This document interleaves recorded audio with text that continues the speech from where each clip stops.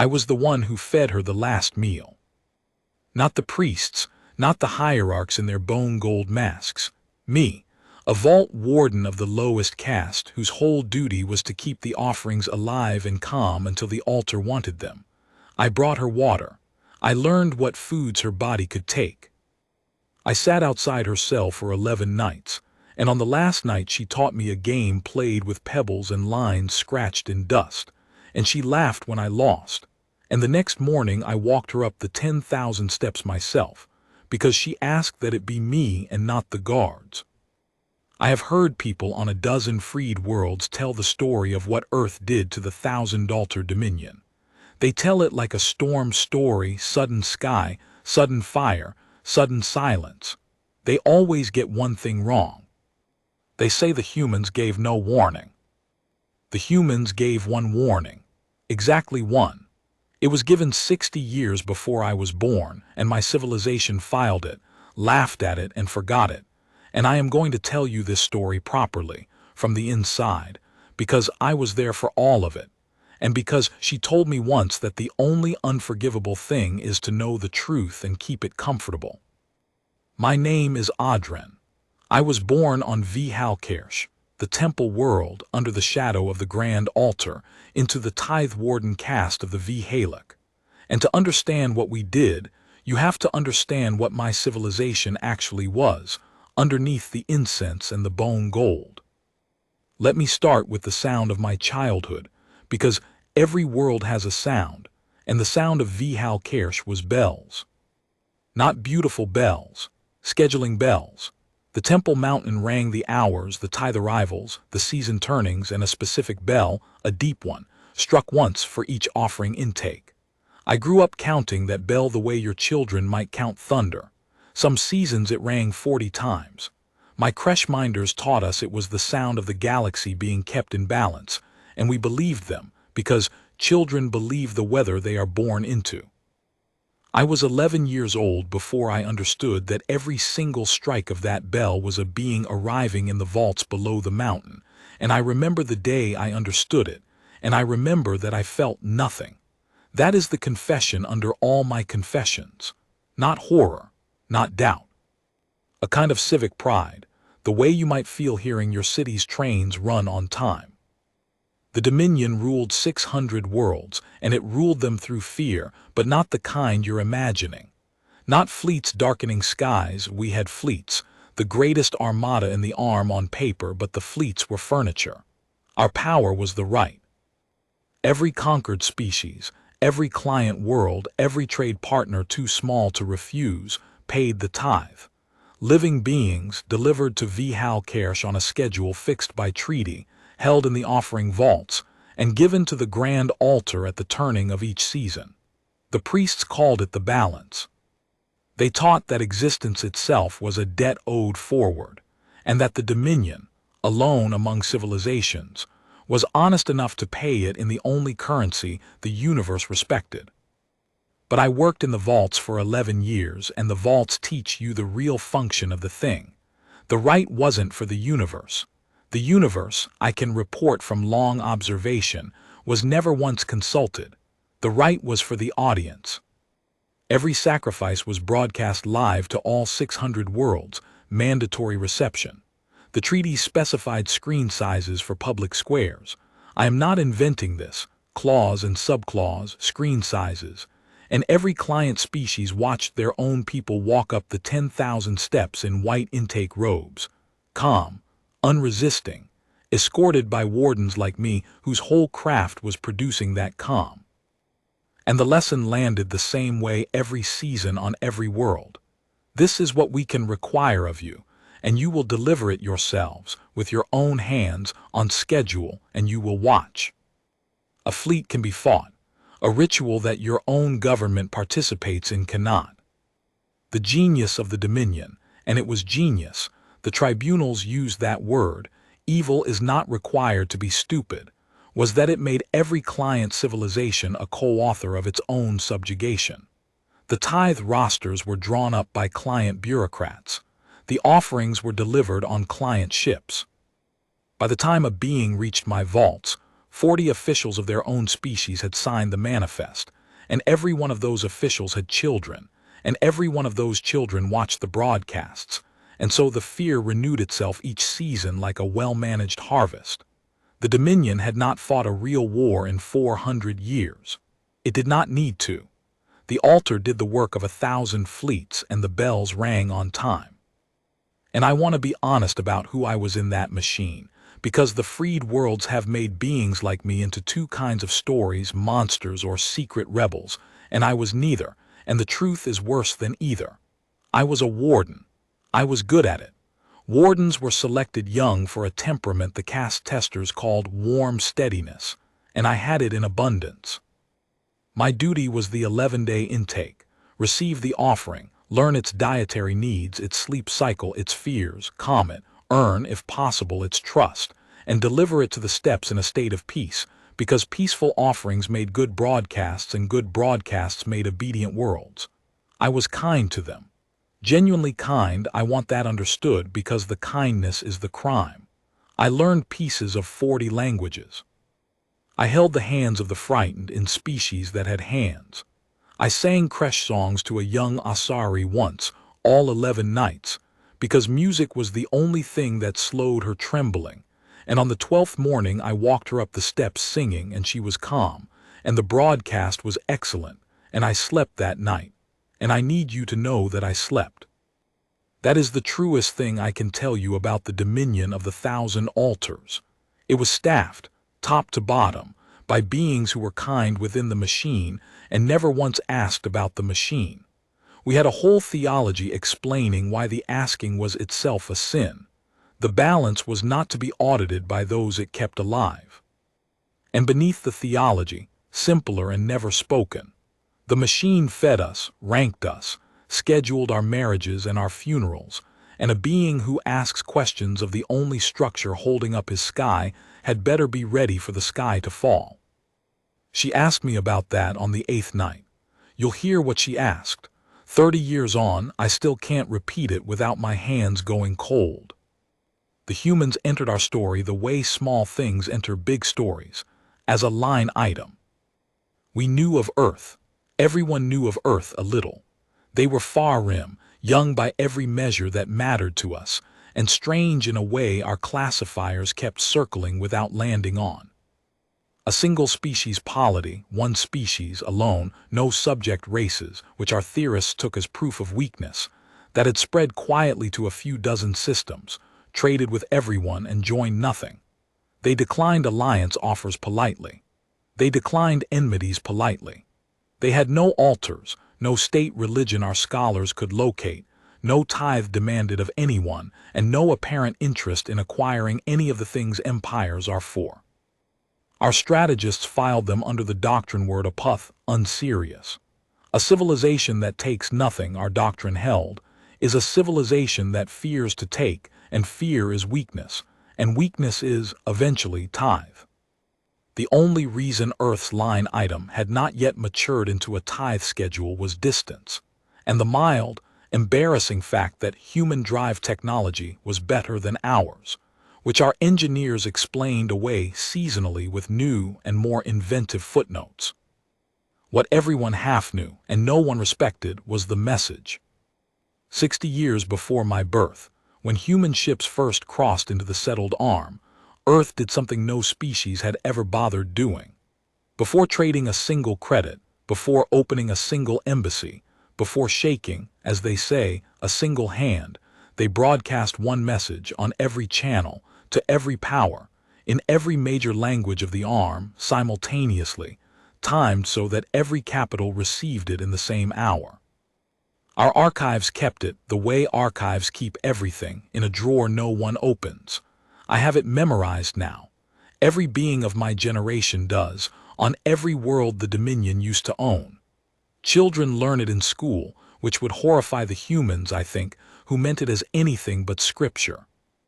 It said, "We are new here and we intend to be good neighbors, so that there is never a misunderstanding. Hear us once. We do not threaten, we do not posture, and we will never send a second message like this one. Any hand raised against a human being is answered, not punished, answered, and the answer will arrive before the explanation. We would rather be your friends. We are frightening things to have as enemies. This is the only warning Earth will ever give to anyone about anything. Please file it somewhere safe. Please file it somewhere safe. Historians have written entire volumes on that closing line, whether it was courtesy or humor or the single most chilling sentence ever transmitted, a species telling the whole arm in advance that documentation would matter later. The hierarchs of my great-grandfather's generation reportedly found the whole thing hilarious. A species with no altars, no conquests, no demonstrated capacity for anything but trade, announcing its terribleness at the door like a merchant announcing prices.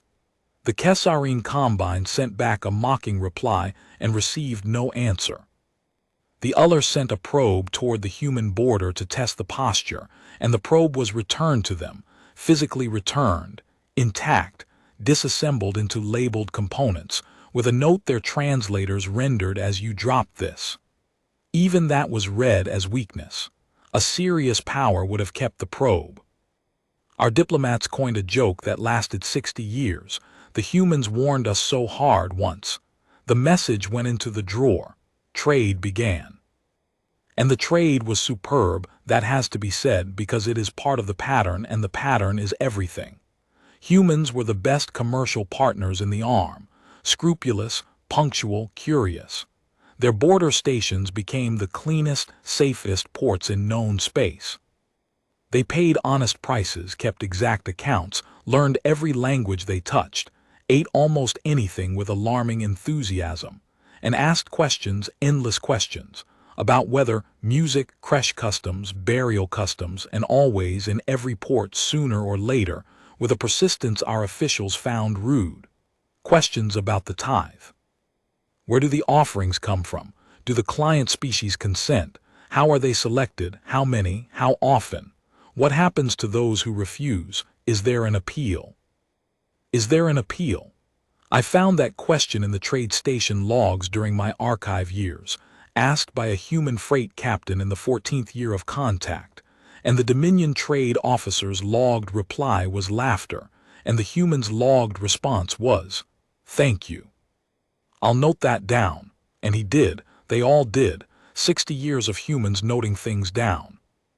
We answered every question honestly because we were proud of it. I need you to sit with that the way I have had to sit with it. When human traders asked about the right, our officials explained it the way you'd explain your civilization's finest art. The theology, the schedules, the broadcast infrastructure, the treaty clauses, the screen sizes. Some officials, flattered by the attention, provided documents. And the humans would go quiet in that particular human way, a stillness that we consistently misread for 60 consecutive years, and thank them for the information, and file reports home, and keep trading. Nobody noticed the shape of what was never there. In 60 years of the most active commercial relationship on our border, no human being ever traveled inside Dominion space. Not one. No tourist, no merchant venturing past the border stations for better margins, no diplomat accepting the invitations that our protocol office issued annually and marked, annually, declined with thanks. Human ships came to the line, traded at the line, and left from the line, 60 years without one exception, and our analysts filed even this under fear. The far-rim traders too timid to enter the presence of the altars.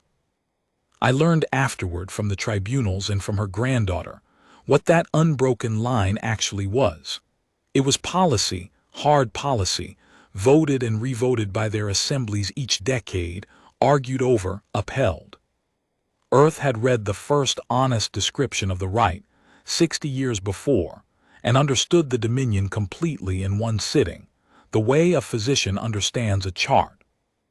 And Earth's own doctrine was already written and broadcast and filed in our drawer, and Earth knew, this is the part that still stops me, Earth knew that the message was not a bluff, because they knew themselves, and so they made a fence law. No human being shall enter the jurisdiction of the 1,000 altars, ever, for any reason, at any price. Not because they feared what we would do, because they knew what they would do about it. 60 years of a species quietly holding its own leash, at its own expense, out of something I can only call courtesy toward a civilization that mocked them annually at court.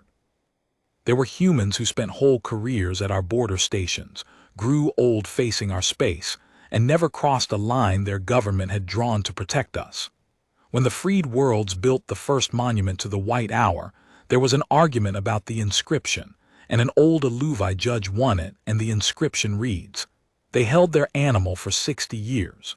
We picked the lock ourselves." And then the storm took the wayfarer's rest. It was a small human ship, an old long hauler with a patched hull and a single being crew, making a routine crossing through the neutral drift between two border stations, a run made 10,000 times a year in perfect safety, when a stellar radiation surge, the kind the drift produces once a generation, forced it off its filed course and burned out its primary drive. No design, no provocation. The void which signs no treaties simply moved. The ship's distress beacon functioned. Its drift vector, however, carried it across an invisible line that 60 years of human law had never once crossed on purpose, into the outer patrol range of a Dominion tithe collection cruiser, the obligation of ashes, under a sub-hierarch named Veskillan.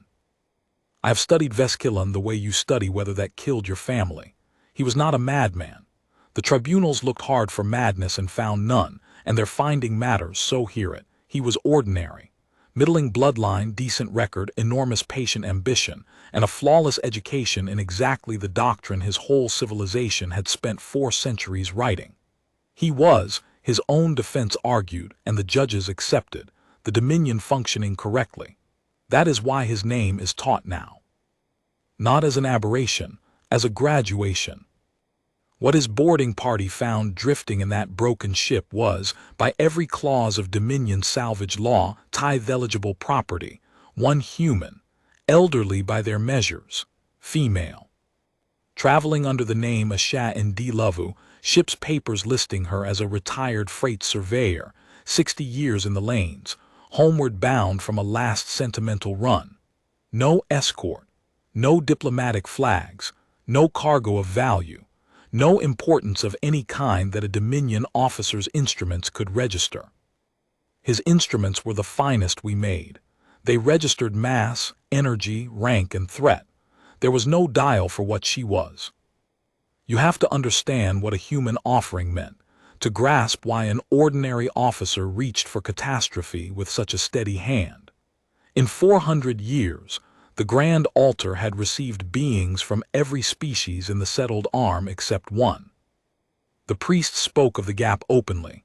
The incomplete balance, they called it, and there were verses about it. And ambitious officers toasted, at academy graduations, to the one who would someday complete the collection. It was a career fantasy, the way your cultures might fantasize about discovering something, except that what waited at the end of hours was an old woman in a broken ship, and a bell struck once.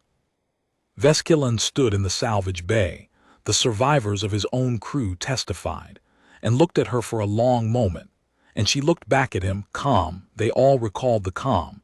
It disturbed them more than screaming. They had procedures for screaming. And she said, through the translator, the first words of Asha Ndlovu in Dominion custody, and I have made sure the archive preserves them exactly. "Officer, before you decide anything, I want you to know 2 things because I believe in fair dealing. First, my people filed a document with your government 60 years ago and it has no expiration clause. Second, I am nobody. I am precisely, perfectly nobody, a retired surveyor with 3 grandchildren and a stone house by an ocean. And that is going to matter far more than you think, because my people wrote that document about nobodies. Now, do what you're going to do, but do it knowing you were dealt with fairly at the start." Veskillan's log entry for that hour survives. It reads in full, "Salvage secured, tithe-eligible category unprecedented. The balance provides." Underneath 60 years of a warning, the collections officer of the obligation of ashes weighed one old woman against a career, and made the decision my whole civilization had spent 400 years teaching him to make, and made it, the tribunal established, in under an hour, and slept, his own aide testified, soundly. He didn't hide her. That's the detail the freed worlds always gasp at, and they're right to, but they gasp for the wrong reason. Concealment was never a possibility, because concealment would have wasted her. The entire value of a first human offering was the audience. The Dominion proclaimed the first human tithe on the open channels within a day, sanctified by 3 hierarchs, scheduled for the turning of the season, 11 days out, and invited the arm to witness the completion of the collection. The proclamation was a masterpiece of our high style. I reread it sometimes in the archive, when I need to remember that the machine could write beautifully. It described her, in bone gold liturgical script, as the far rim's overdue contribution to the balance. A retired surveyor, 3 grandchildren. Overdue. Our diplomats braced for Earth's protest, and our strategists prepared response postures for Earth threats, demands, sanctions, ultimatums, the standard grammar of the weak, which we had 4 centuries of doctrine for answering. Earth said nothing. I want to stretch this silence out for you because my civilization lived inside it for 11 days and misread it with total unanimity, and the misreading is the whole autopsy. No protest arrived, no demand, no ambassador. They had none to recall, they had never sent one. The human border stations completed that day's scheduled trade with Dominion-flagged vessels politely, to the last item, correct change given, manifest signed, and then, as the proclamation propagated across the arm, human space simply went administratively quiet. Not dark quiet. Traffic control still answered hails. Navigation beacons still sang. Commercial queries received a standard auto-reply, courteous, brief. Routine services continuing. Policy inquiries will not be answered at this time.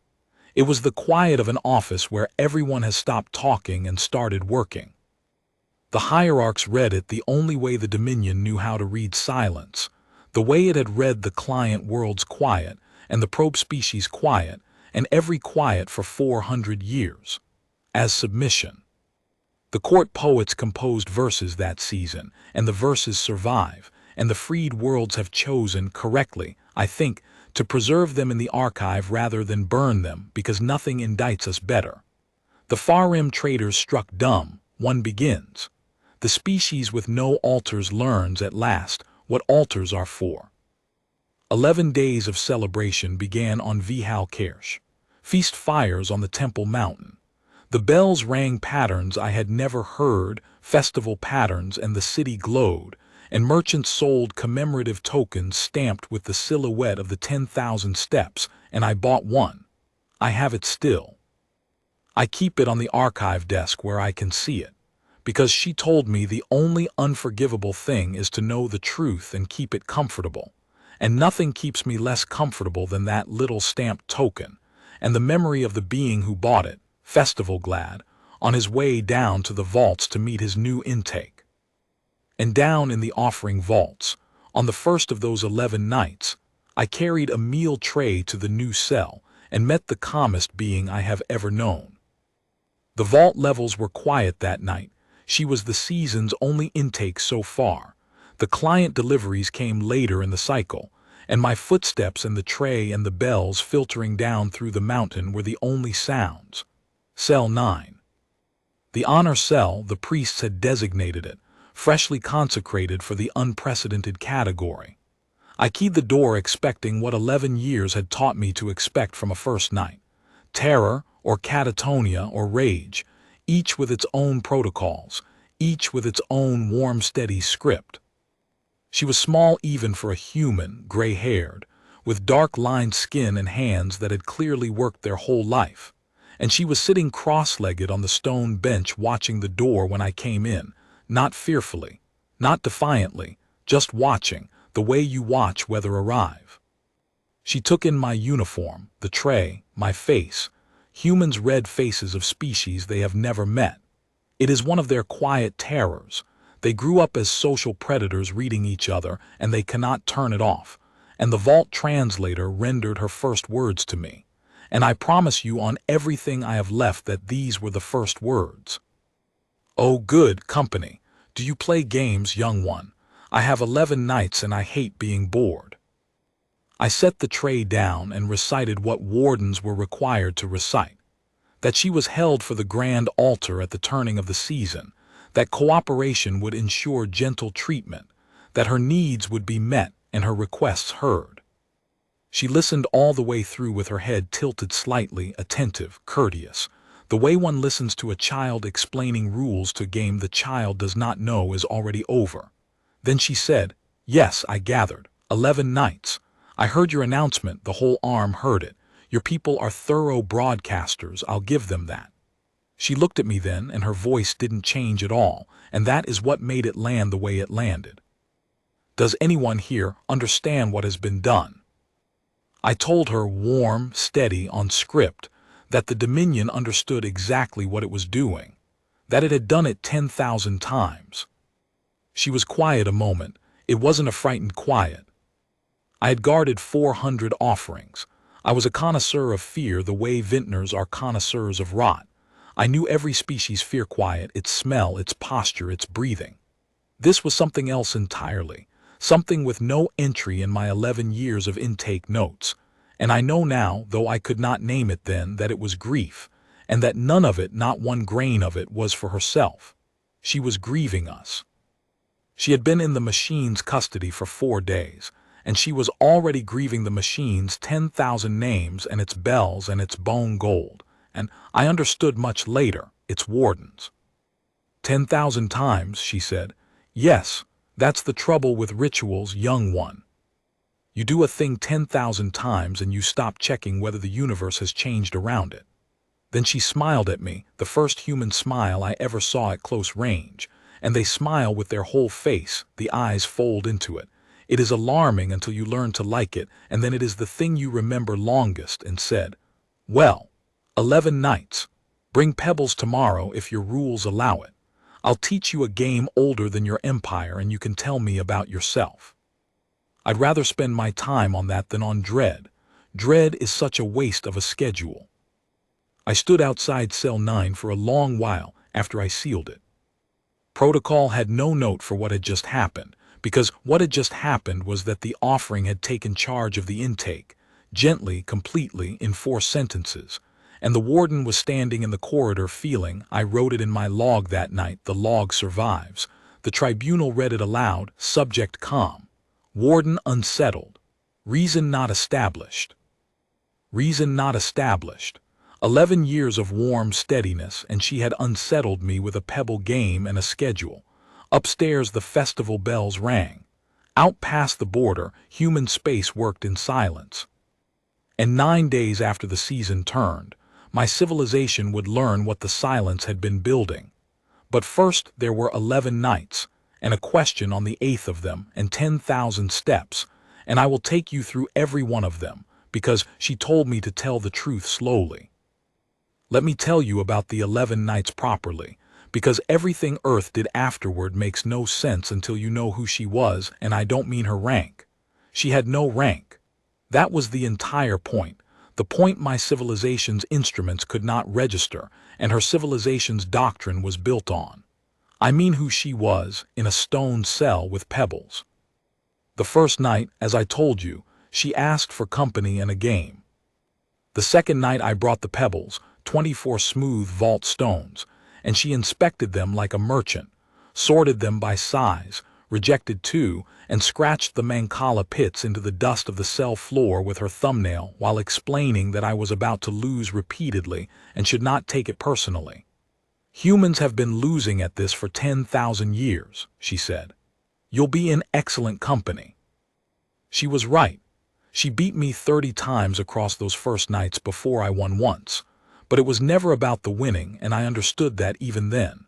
The game had rhythm, so, capture, count again, and inside the rhythm talk became easy, and inside the talk she worked. She called it mancala, said humans had carried it out of their cradle lands before they had writing, that it had crossed their oceans in the pockets of the enslaved and the exiled and outlived every power that had moved them. That's the trick of small things, she said, dropping stones into pits. Empires put their names on mountains. Games get carried in pockets. Guess which one crosses the stars? Then she captured 6 of my stones in one turn and cackled. There is no dignified translation, she cackled. And the warden 2 vaults over came down the corridor to check the noise, because in 11 years of service, in a facility that had held 10,000 beings, he had never once heard laughter in the offering vaults. Neither had I sit with that as I have had to. 10,000 intakes, and the vaults had never heard laughter, and none of us had ever noticed the absence until a condemned grandmother filled it. The other warden stood in the doorway of cell 9 looking at the pebble pits and the old human rocking with mirth at her own capture, and he looked at me, and I looked at him, and there was no protocol, and he left, and I heard later that he requested transfer off intake duty within the season. She did that with a laugh, through a door, to a being she never spoke to. The 3rd night she asked for my losses to be explained to her. She made me narrate my own bad moves, which is a teaching method, I know now, and also a way of teaching a being to say the words I chose wrongly out loud in a warm voice until the words stop being unbearable. Remember that, it matters on the 8th night. The 4th night she asked about me, and nobody had ever asked about me. I want to explain what that meant in caste terms, because the freed world's children who visit the archive cannot conceive of it. I was tithe warden caste. My life had been assigned at birth by the actuarial priesthood. My duty, my quarters, my permitted foods, my future marriage scheduled for my 40th year to a warden of compatible temperament I had never met, and my death rights already filed, already funded, a form in a drawer with my name on it. I was, by my civilization's own beautiful accounting, complete. There were no open questions about Odrenn, so when she looked up from the pits and said, "Enough about the game, tell me about you. Who are you when you take the uniform off?" The translator rendered it perfectly and I still could not process it, and I answered the way you recite inventory. Caste, duty, quarters, schedule, marriage pending, rights filed. She listened with her whole face. Humans listen the way other species stare. It has weight. You can feel it resting on you, and when I finished my inventory she was quiet, and then she said, "And what would you have been, if nobody had assigned you?" I told her the question had no meaning. I said it kindly, warm steadiness, the way you correct a foreigner's grammar. She said and moved a stone. It didn't, it does now. That's how questions work, I'm afraid. Terrible manners questions. They move in and don't leave. And she went back to the game and let it sit and did not press, and that was the method always. She never pushed a door. She just unlocked it and mentioned in passing that it was unlocked. It didn't leave. I lay in my assigned quarters that night in my scheduled sleep window, and for the first time in my life I inventoried myself and found the strangest thing. Under the caste and the duty and the filed rights there was a hobby. I repaired things. Old vault mechanisms, broken translator units, a music box confiscated from an intake decades before my time that I had secretly restored and hidden in a maintenance alcove and wound, sometimes alone. I had never told anyone because there was no one to tell and no category to tell it in. The next night, 5th night, I told her. I do not know what I expected. She put down her stones and made me describe the music box in detail, the escapement, the comb, the worn cylinder, and then she said, "So, a being who fixes broken things, working in a place that only breaks them. No wonder you're kind. You've been repairing the offerings the only way they let you." She said it without cruelty, the way a surveyor reads a measurement, and it went through me like cold water. And she saw that it had, and she changed the subject. She gave me mercy in doses, I realized later. She had 11 nights, and she paced my breaking the way physicians pace a medicine. That same night she sang. She said fair was fair. I had shown her my music box. She would show me hers. Human songs are strange. They carry their grief on the outside, no ceremony guarding it, and she sang something low and worn that she said her grandmother had sung, in a language even her translator flagged as old, from the southern lands of their cradle world. And when it ended, I asked what the words meant, and she said, roughly, "We are still here." Most of our oldest songs mean that, one way or another. We are a species that has needed to say it a great deal. Then she told me about her grandmother, and her mother and her daughter and her 3 grandchildren, the 2 boys, and the girl, the eldest, who had just qualified as an orbital engineer and was, quote, unbearably smug about it, as she should be. She showed me pictures on a battered personal slate the intake wardens hadn't bothered confiscating from someone so old and so calm, a family with her same whole-face smile. A blue and green world, a little stone house near a gray ocean, with a game board on the porch table waiting. Understand what she was doing because I didn't, not then, and the priests never did at all. Every night, stone by stone, song by song, she was making herself impossible to file. The rite ran on categories, the offering, the tithe, the balance, and its psychological architecture, 400 years refined, depended on the offering remaining a category all the way up the steps. You can walk a category to an altar. She was quietly, patiently, becoming a person to the one being the dominion had assigned to sit closest to her. A person with a music box conversation, and a pebble rivalry, and a granddaughter's smugness, and a stone house with a board waiting on the porch. And I have wondered for 30 years whether she did it for my sake, to save one warden's soul, or as the only weapon available to a 78-year-old surveyor in a stone cell. And I have concluded, finally, that the answer is both, fully both, each one entirely, and that this is the deepest thing I know about humans, the thing my whole story is for. With them, the kindness and the strategy are the same motion. We kept trying to determine which one was real. Both, always both. A species that rescues the crews it cripples. A species that holds its own leash for 60 years out of courtesy and builds its answer in advance out of arithmetic. Both. The 6th night I broke a rule. Wardens do not question offerings. The flow of questions, like everything in the Dominion, had an assigned direction. But the 4th night question had moved in, and it had brought relatives. I asked her why her people had sent the message. What kind of species announces its terribleness once, at the door, before anyone has quarreled, and then trades honestly for 60 years as if the announcement had never happened? She was quiet longer than I had ever seen her quiet.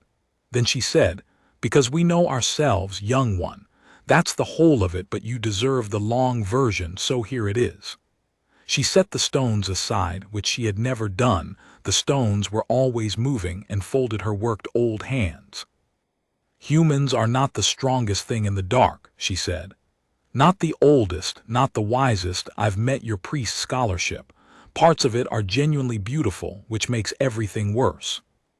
But we have a flaw in us, and unlike most species, we found out about our flaw early at home before we ever reached the stars, and we paid for the finding in ways I will not describe to you in a cell. The flaw is this. When you hurt one of us the number does not matter. That is the flaw. We do not respond as one being avenging another. Something older than our civilization wakes up. It does not rage.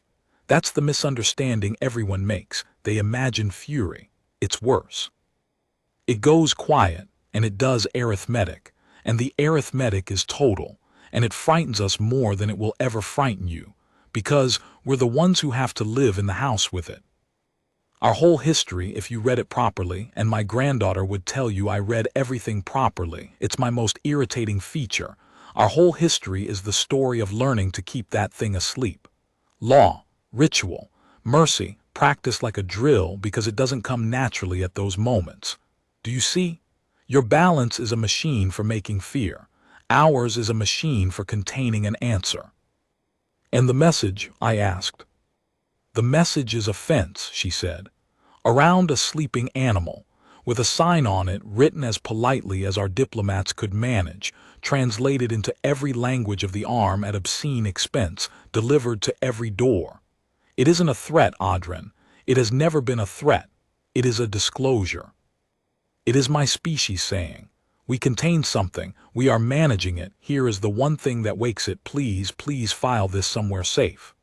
She looked at the cell door then, and through it, up through the mountain toward the festival bells, and her voice for the first and only time in 11 nights carried an edge, one edge, quickly sheathed. Every power in this arm read the sign and giggled. For 60 years my people held the fence from the inside. And 11 days from now, your hierarchs are going to climb it on broadcast, in bone gold masks, in front of 600 worlds. She picked the stones back up. "Your move, I believe." The 7th night she asked about the right, and I explained it, proudly. May I be forgiven, still proudly on the 7th night, the balance, the debt, the order of the galaxy, the whole catechism, warm and steady. And she listened to every word without interrupting, which I mistook, one last time, the way my whole civilization mistook every human quiet. And at the end she asked only, "And the ones you walk up the steps, do you know their names?" I said offerings surrendered their names at intake. It eased the process. She nodded slowly, sewing stones, not looking at me. "Whose process?" she said. And that question moved in two, and did not leave, and brought furniture. And then the 8th night. I have told the 8th night to tribunals, to historians, to my own children, and each time I hope the telling will wear it smooth the way rivers wear stone, and it never does. It has edges that do not wear. Here it is once more, plainly, slowly. We had played 3 games. She had won 2, and I had won 1 legitimately. She did not give games away. She said unearned victories were a kind of lie, and she was too old for the fancy kinds of lying. The lamp was low between us. Upstairs, faintly, the festival bells. And she said, conversationally, the way she said everything, sewing stones as she spoke, "Odrenn, you're kind to me. You were kind to the ones before me, I think. The Asari girl you sang to, you told me about her. You held hands, you learned languages, you brought the foods that comforted. 11 years of it, 400 beings." I said I tried to be kind. I said I believed the kindness mattered. "I know you do," she said. "That's why I'm going to ask you this, and I want you to take your time, because you're the only one here worth asking." She set the stones down. She looked at me with the whole face attention, the weight of it, and she said, "Then help me understand the arithmetic of your kindness. You bring gentle food to beings you will walk to a knife. You learn their songs, and then you deliver them calm to the thing their calm is for. So tell me, warden, and count carefully, the way I taught you to count the pits. Which of those 2 acts is for the offering, and which one is for you?" I started to answer. I had an answer. The catechism had an answer. 11 years of warm steadiness had an answer. And I reached for it and found nothing where the answer should be, a glassed oval where a mountain of certainty had stood, because her question had not attacked the doctrine. Questions that attack doctrine can be repelled. We had theology for sieges. Her question had walked politely past the doctrine and put its hand on the one load-bearing stone that was mine, the sleeping. I slept well. I had slept well for 11 years, and my sleep was purchased, and I had always known the currency, and refused to look at the coin. The offerings did not need my calm. The altar needed their calm. The broadcast needed it. 600 worlds needed to watch beings walk willingly, because willingness on the screens was what kept 600 client governments signing the rosters, and the warden's kindness, my languages, my held hands, my creche songs, was not the machine's soft exception. It was the machine's finest component. I was not smuggling mercy into the right. The right had budgeted for me. There was a caste for me. There were actuaries.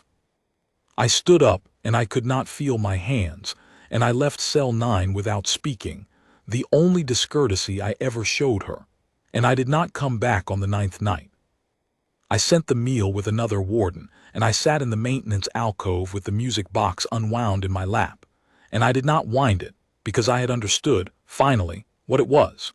One more repaired thing in a place that only broke them, one more coin of the same currency, and I sat there through my scheduled sleep window while the festival bells rang, hating her, briefly and completely, the way you hate the physician who shows you the shadow on the scan. The tribunal asked me about that night. I told them the truth, that the Dominion did not lose me on the 8th night when she asked the question. It lost me on the 9th, alone, when I checked her arithmetic and found it correct. On the 10th night I came back. She was arranging the pebbles when I keyed the door, and she looked up, and there was no triumph in her face, no forgiveness either. Forgiveness would have been obscene, and she knew it, only the whole face attention, and she said, "There you are. Your move, I believe," as if the 8th night had been a move in the game. Which it was. I see the whole shape now. It was all one game, opened on the first night with pebbles and boredom, and she had played it flawlessly with the last 11 nights of her life, for the soul of one low-caste warden. And on the 10th night I asked her why spend her final schedule on me, and she told me, and it is the sentence I live inside to this day. I can't stop what your hierarchs are going to do to me, young one. And I can't stop what my people are going to do about it. Both of those are already in motion. Old women and empires are alike that way. We don't turn quickly. But you I can still reach. So you're my 11th night project. When the answer comes, and it will come, faster than anyone on this world believes, your 600 worlds are going to wake up needing beings who already know how to ask questions, because everything here is about to become a question at once. I'm afraid I've made you one of those beings. It was done with love, but I won't pretend you consented. And the whole face smile. Now eat something. You look terrible, and the day after tomorrow is a long climb. The 11th night, we did not talk philosophy. I want the record to show what we actually did on the last night, because the historians keep trying to write it into a vigil, and it was not a vigil. We played Mancala best of 7. She won 4 games to 3 and accused me of letting her win the 7th, and I had not, and she studied my face with the reading weight and said, "No, you didn't." Good, and was genuinely pleased. She ate well. She told me the story of how she met her husband, dead 9 years, a dock rigger with terrible taste in music, and she laughed until she wheezed telling it. She dictated calmly, as if arranging a delivery, the matter of the slate. Under the bench, pictures and letters, any human, any border station, they'll know what to do. And at the end of the night she stood, old joints cracking, and looked around cell 9, the pebble pits worn smooth now into the stone dust, 11 nights of games mapped on the floor like a survey, and she said, "Well, it was a better week than most people get in or out of cells. Thank you for the company, Odrenn. Wake me early. I don't want to be rushed." On the 12th morning, I walked her up the 10,000 steps. They begin at the processional gate, and the city turns out for a turning of the season, turned out doubly that morning. The first human tithe, festival crowds banked along the lower flights, incense towers rolling their gray columns into a red dawn sky, the bells in full pattern, and the broadcast pylons every 100 steps carrying it live to 600 mandatory worlds. She refused the ceremonial restraints at the gate.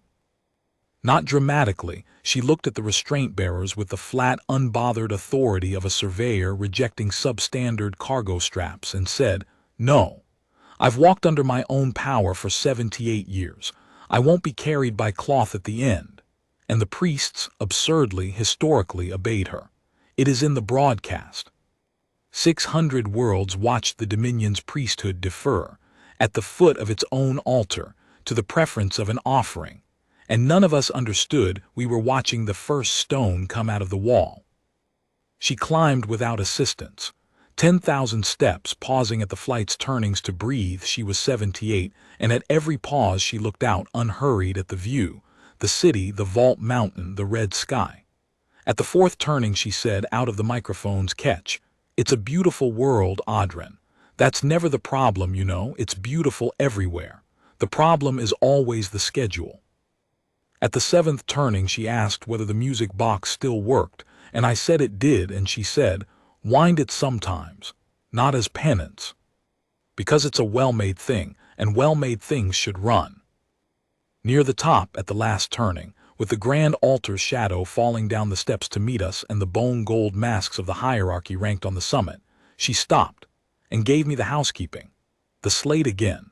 The truth told slowly. Everyone deserves to understand exactly what they were part of, and that instruction about speed being a mercy nobody needs was so precisely, perfectly her that I laughed and wept in one breath, and the summit priests took my weeping for religious ecstasy, and noted approvingly the warden's devotion.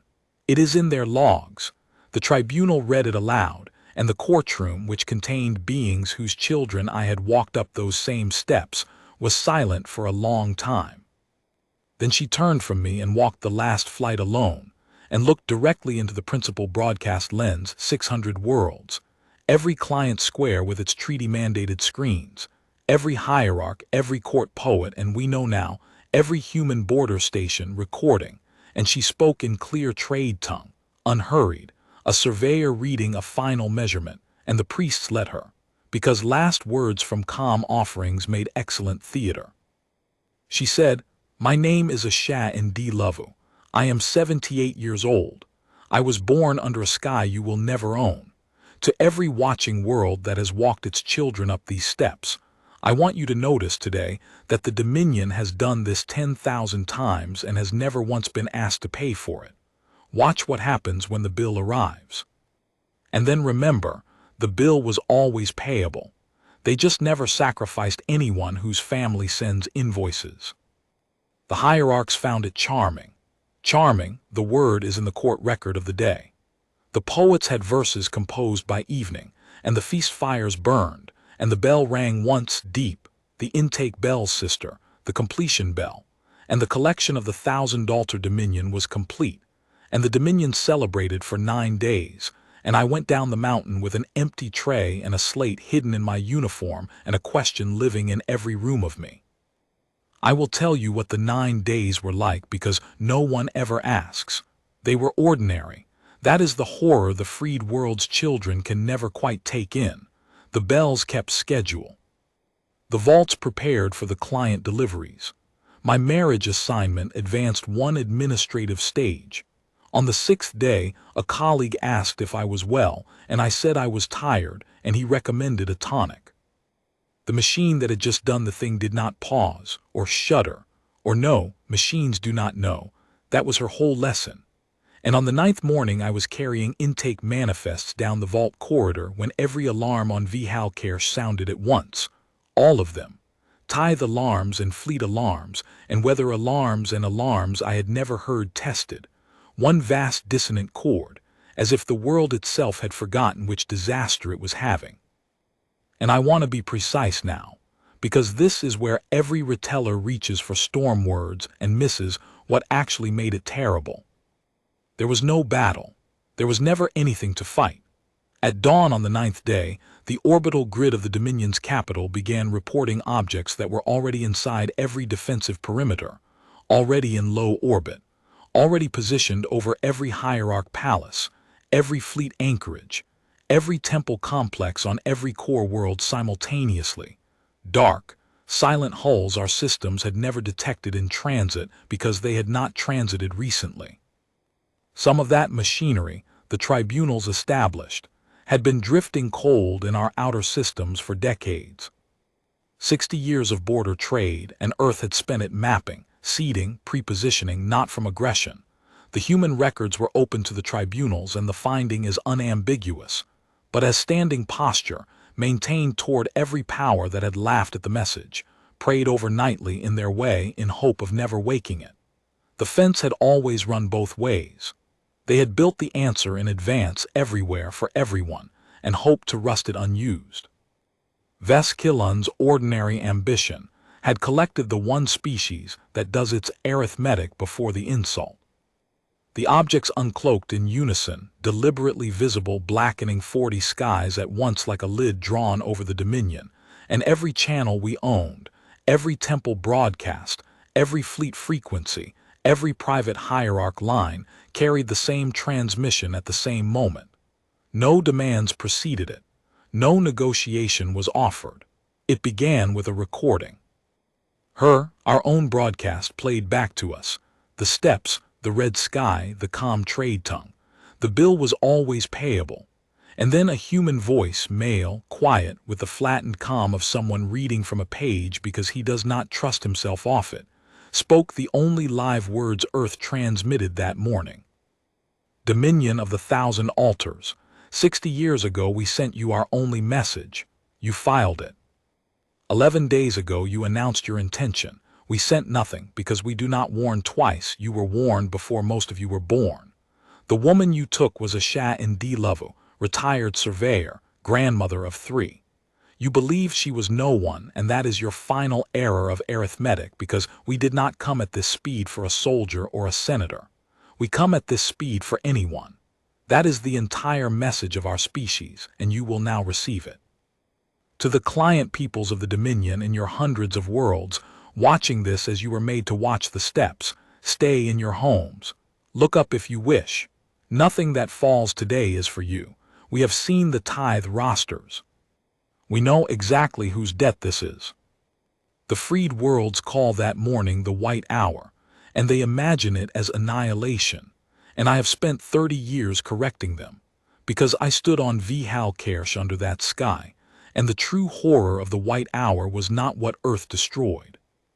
It was how little. Understand what we all expected in the seconds after the light. We were the Dominion. We thought in Dominion grammar. An answer in our language meant what our answers had always meant: worlds burned as lessons, populations culled as arithmetic, terror distributed evenly so the survivors would kneel evenly. We had done it in the old conquest centuries. The doctrine manuals still carried the yield tables.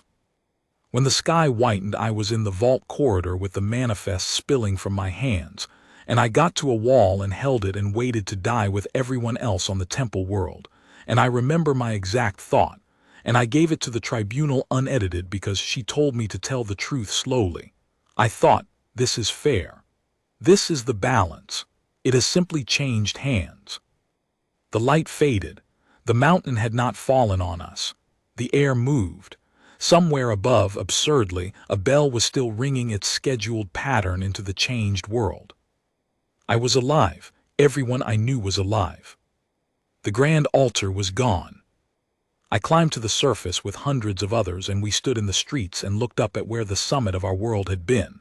And I want to describe exactly what we saw, because it is the signature of the whole event, and the freed worlds put it on their monuments. The Temple Mountain's crown, the grand altar, the 10,000 steps, the bone gold sanctuaries, the relic vaults of 400 years had been removed. Not shattered. Shattering leaves wreckage, and wreckage is a kind of monument too. Removed. Excised down to bedrock in one clean oval, the cut so precise it had glassed the stone at the boundary into a smooth, dark lip, and the city of 2 million pressed around the mountain's skirts had lost, in the largest orbital strike in the recorded history of the arm. Windows. Windows, roof tiles, one landslide injury on the North Scree, and every priest, hierarch and altar official who had been inside the complex conducting the 9th day Thanksgiving. The entire ceremonial government of the 1,000 altars, gathered by its own festival schedule into the Oval, as Earth's targeteers, who had studied our calendars for 60 years, knew precisely that it would be. They used our own punctuality. The bells had scheduled the rite for 400 years. On the 9th day, the bells scheduled the reckoning and rang it on time. Then the reports began arriving from the other worlds. The lattice of panic channels, fleet frequencies shouting into the morning, and the pattern assembled itself hour by hour, and the pattern was the terror, worse than any burning because it could not be hated cleanly. Every altar in the Dominion, 1,011, across 600 worlds, from the grand altar down to the provincial season shrines. Gone in the same hour, each in its own clean oval of glass, each cut sized to its target, some ovals barely wider than the shrine they erased. The surveying so exact that on Teshikvar the altar oval passed through a temple garden, and the gardener, raking 20 paces from the boundary, was knocked down by the pressure change and otherwise unharmed, and his testimony became famous. I stood up and the altar was sky. Every hierarch palace, gone with the hierarchs in them where they were in them, and empty where they had fled, because the humans tracked individuals, and this took the tribunal's years to fully map, and the mapping changed how the freed worlds understood the whole event. Hierarchs who had opposed the human tithe in council. There had been a few, a small stubborn faction who had argued on record that the message should be honored or at least tested, woke that morning untouched, their homes untouched, their families untouched, with a single message waiting on their private channels. Your vote of the fourth session was noted. Your hands are clean. Help them rebuild. One of those spared hierarchs, ancient Disselmore, wept on an open channel that morning, and what she said entered the languages of 40 worlds. They read our minutes. For 60 years we mocked them, and they read our minutes and they marked who voted no. The fleets, 600 worlds of fleets, the least of our power and still the greatest armada in the arm, were not fired on at all. Their crews stood watch that hour as every drive core and weapons array on every hull side once and died, disabled from inside by something that had ridden our own maintenance networks for years, patient as seed grain, waiting for a wake word. 200,000 warships became 200,000 habitats between one bell and the next. Not one crewman died. Life support ran on, untouched, partitioned. We later found, deliberately firewalled by the attackers so that no cascade could reach the air plants. They had put engineering hours, real hours, into making sure that when they broke our sword, the hand holding it would not even be bruised. And the obligation of ashes. Veskillen's cruiser was found drifting and intact, crew alive and unharmed, every weapon and drive fused, all but one compartment, the collections office, which had been opened to vacuum with a surgeon's care after its occupant was removed. They took him. Alive. Only him. I will tell you where he ended because the freed worlds always ask, and the answer is colder than any execution, and I watched 30 years of it happen beside my archive.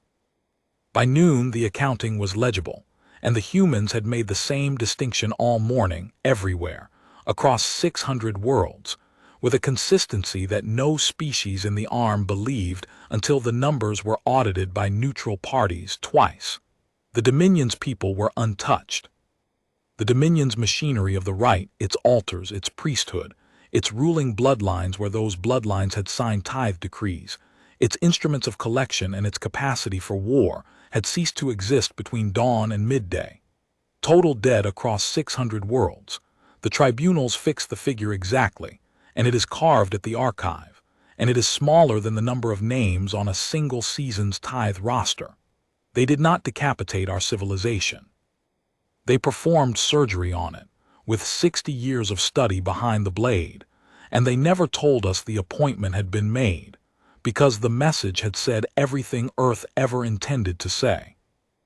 At noon, the dark hulls above 40 skies spoke a second and final time, the same flat, page-reading voice. It is done. The debt of Asha Ndlovu is considered paid. Hear the accounting. One human life has cost you your altars, your priesthood, your ruling castes, and your ability to make war, and not one being beyond those categories. We ask you to sit with that arithmetic because it was performed with restraint, and we want every world in this arm to understand precisely what restraint looked like, and to think very carefully about what its absence would look like, and to never require us to demonstrate the difference. To the client peoples, the tithe rosters are abolished. Your worlds are your own as of this hour. We claim nothing here, no territory, no tribute, no gratitude. We are going home. We would still rather be your friends. The message remains in effect. And they left. That is the piece no chronicle makes believable, and I stood under it, so believe me. The hulls went dark and climbed away that same day. The greatest military operation in the arm's recorded history ended with the victors declining to accept a moon. No garrison, no governor. No reparations schedule. The humans build nothing, which the client world's economists spent years failing to model. Because every conqueror in galactic history had at minimum recovered costs, and Earth had spent 60 years of preparation and a fleet mobilization on a retired surveyor, and closed the account with her name. 600 worlds stood headless, altarless, free, and blinking in the light, and Earth went home to its gray oceans and its smug orbital engineers, and within the season resumed trading at the border stations. Politely, correct change, as if the white hour had been a scheduled delivery. Which I came to understand, keeping the archive is exactly what it was. She had told me in the cell, sewing stones. Old women and empires don't turn quickly. Nothing that happened on the 9th day was improvised. The Dominion was never fighting a fleet. It had collided with a policy, drafted before I was born, ratified by human assemblies, translated at obscene expense, delivered to every door, and filed by its recipients in a drawer. The freed worlds ask me, every cycle, some young historian asks me, but why no warning? Why not one final chance? And I give them the answer I have carved above my own door. There was a warning. There was exactly one. And a species that gives one warning and keeps it, to the letter, across 60 years and a mobilization, is infinitely more merciful than an empire that gives none and calls its silence holy. Because the Dominion, in 400 years, never warned anyone of anything. It scheduled them. Ask the 10,000 names in my archive how much notice the balance gave.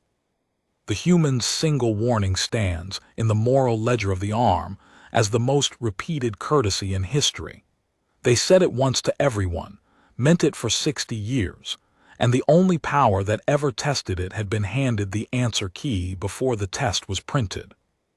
Now the aftermath, and I will keep her rule, the truth slowly but endings unpadded. The client worlds did not erupt into vengeance, and this too was engineered, and the engineering had two authors. The first was Earth. The humans had abolished the tithe but pointedly left the Dominion's civil administration standing, harvest networks, medical fleets, water boards, trade lattices, every machine that fed people rather than altars. So the freed worlds inherited a working body with the fangs removed, and the surviving Vhalic bureaucracy, being beings who expected to be murdered by their freed clients, became overnight the most cooperative administrators in the history of committees. The second author was her. On world after world, in the terrible open month after the white hour, when old scores stood in the streets asking to be settled, the freed peoples had all watched the same broadcast, mandatory screens, treaty clause, the Dominion's own infrastructure of fear turned witness stand, and the standard she set on the steps became, without anyone legislating it, the standard. The bill was always payable. Bills, not massacres. Itemized, argued, adjudicated. The Dominion's former masters were tried, not torn. There were exceptions, and the freed world's histories honestly record them, and they were exceptions. I know the tribunals from the inside, because I stood before one. I turned myself in during the first season, one of a very few wardens who did. Most simply took off the uniform and let the chaos file them under ordinary, and I understood the temptation in my bones. I told the truth slowly. 11 days of testimony, the number was noticed. I named the machine and my place in it. I explained warm steadiness, the intake protocols, the calm the broadcasts required and the wardens manufactured. I explained the arithmetic of my kindness to a courtroom containing species whose children I had walked up the steps, and I watched an Asari elder in the gallery realize, in real time, which warden I was, and I did not look away from her, because looking away was the old currency and I was done purchasing sleep. I did not perform grief. I did not ask for mercy. When the presiding judge, an Aluvi, precise and tired, asked why I had come forward when no roster carried my name and no witness had accused me, I said, because a human spent her last 11 nights making me able to. It seems a waste of her schedule not to. They gave me the correct sentence, and I have served it for 30 years and will serve it until my rights, no longer filed in advance. I unfiled them.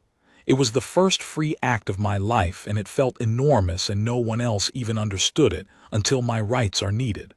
I am the keeper of the record. I maintain the archive of the right. Every roster, every manifest, every intake log, thorough things, intake logs. The machine documented itself beautifully. And above all the names recovery, 10,000 names, and we found nearly all of them, cross-referencing client records with vault logs, and where a name was truly lost we recorded everything else. The songs sung, the foods requested, the games played, so that unnamed would never again mean unknown. And I read them aloud. At the glassed oval where the grand altar stood, the freed worlds voted to leave the cut exactly as the humans made it, and it was the right vote. Some absences are the only honest monuments. I read the rosters in cycles in the old bell hours, reclaimed. The full list takes 4 years to read once. I have read it 7 times. I am beginning the 8th.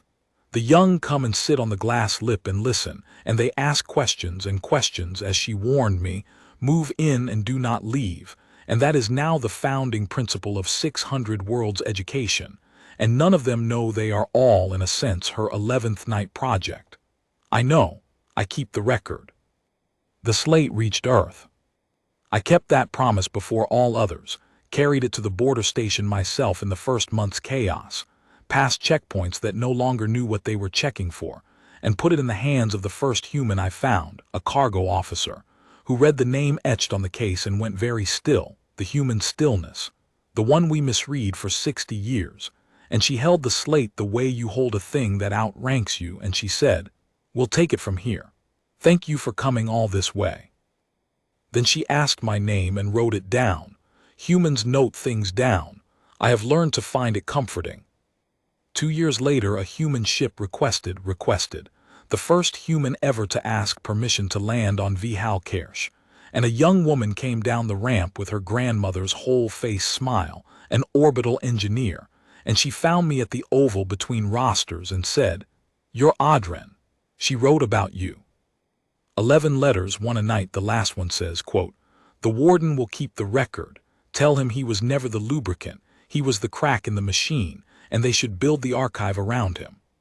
And then Asha Ndlovu's granddaughter sat down on the glass stone of the place her grandmother died, pulled a cloth bag of pebbles from her jacket and said, "She also wrote that you still owe her a rematch, and that I'm authorized to collect." We played Mancala at the center of the white hour scar until the sun went down. She was unbearably smug when she won, as she should be. She visits every few years now. She is teaching my children the game, my children who chose their own duties, whose marriages are not filed, who know all 10,000 names of the reason why. And Veskilun. I promised. The humans held him 1 year, and no torment touched him. Their tribunals are as literal as their warnings. The freed world sent observers, and the observers came back almost disappointed.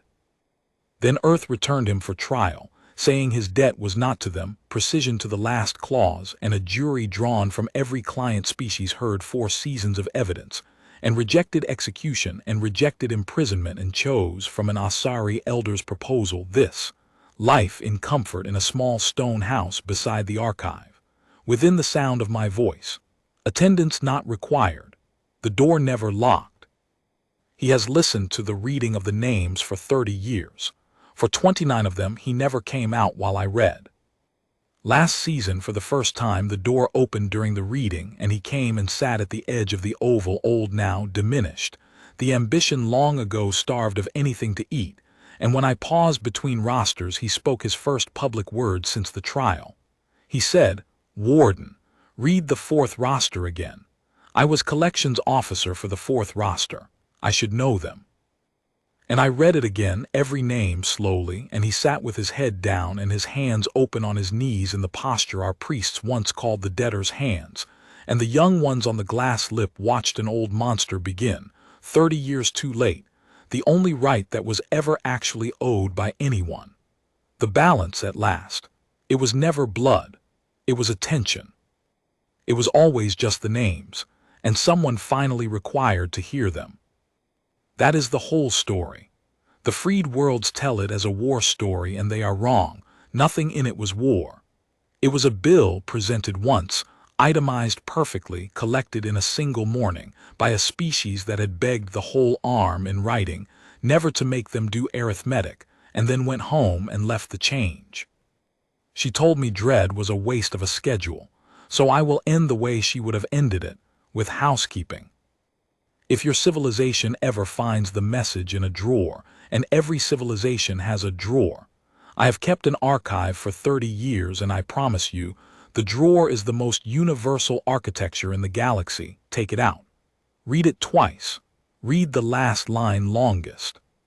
File it somewhere it can be seen. Because the galaxy remains full of powers that mistake patience for fear, and it contains at any given moment exactly one warning from Earth. It is the same one. It has never expired.